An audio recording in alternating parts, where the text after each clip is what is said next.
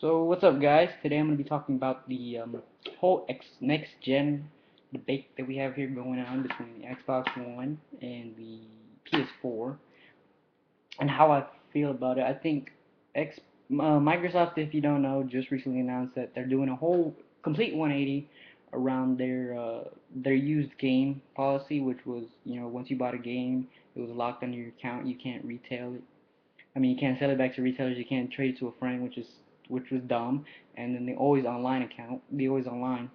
So you had to pay for Xbox Live, which I'll get into later. But they did a complete 180. They said they abolished those rules, which I guess was pretty smart. I guess not. I don't. I mean, it sounds to me like they're just trying to salvage their already crumbling fan base. Because basically what Microsoft is trying to do is trying to appeal to other people and not just Xbox 360 users like myself. And so they're trying to get more people, but they're also disregarding their fan base that they already have. They're disregarding them completely. With they should have at least had a fan poll or something how they felt. But I mean that's just dumb. They're trying to get a new fan base, and Sony is just making the best console ever, which I think is good because that's what Sony needs to do. And the PS4 does look like it's going to be the better console. So getting into the specifics, Xbox One, they had a used game policy, which if you guys haven't heard, if you buy a game, you you had to it was locked onto your account automatically. So you couldn't borrow, you couldn't lend it to a friend, you couldn't sell it back. You had to keep that game, which was, I think they were trying. It was a okay move in my mind, but I'm a guy who gets bored with games, especially like Call of Duty. I had the third one for like 3 months and then I sold it because it was just boring. I mean, I get really bored with games really easily, so I sell my games pretty quickly. So, this was okay if you're gonna keep a game and you have the money for it, but I don't have the money for it, so I need to sell games to get new ones. You know what I'm saying? But it was a dumb idea. The used game policy, like I said, they reverted it. They now support used games. Again, sounds to me like they're just doing a 180. The 499 price tag. That's a lot of money. That's $100 more than Sony is charging for their PS4, but some reports are indicating that they are indeed dropping it to match Sony's 399. Again, not sure how I feel about that.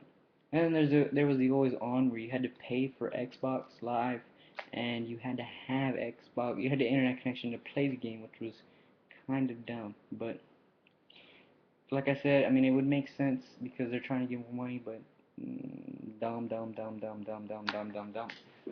So that brings me to my next point. Who's winning this? Sony is winning this. You know why?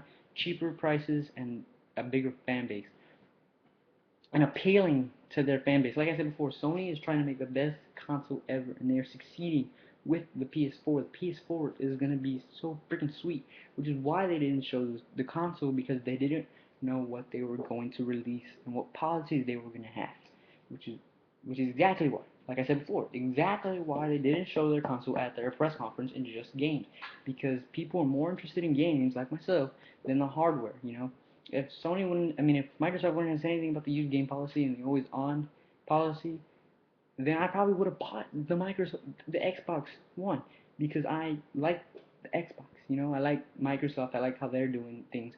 But Sony just appealed to me because of the fact that these policies, I don't support. So I decided to go to Sony, but so that Sony is just winning this battle outright. I mean, Microsoft is trying really hard, including TV, which is, if you ask me, is kind of dumb because of the fact that I'm playing Xbox on my TV, so I have to use my Xbox to watch TV when I can just watch TV.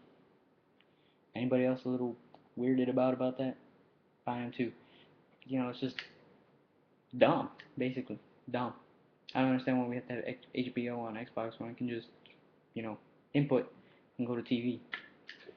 Dumb. It's just dumb. I'm not gonna pay $100 extra so I can watch HBO on my Xbox when I can just easily flip the channel and watch HBO. Dumb. But that's how I feel about that. So yeah, Sony, I think in my mind, is definitely winning this battle. I don't really know what else to say because just I think Sony's gonna have the better console. Tune in next week for a video I will release about multi-gen games like Assassin's Creed 4, Grand Theft Auto 5, Call of Duty Ghosts. What else is there coming out? No, Need for Speed Rivals, which I think is gonna be a cool game. But so tune in next week um, for that video. So stay subscribed and follow me on Twitter down below, which will be in the description down below. Also, stay tuned next week for a possible video on my Game of the Year analysis and what game I think is going to come out for Game of the Year. So keep it locked in here, and I'm out.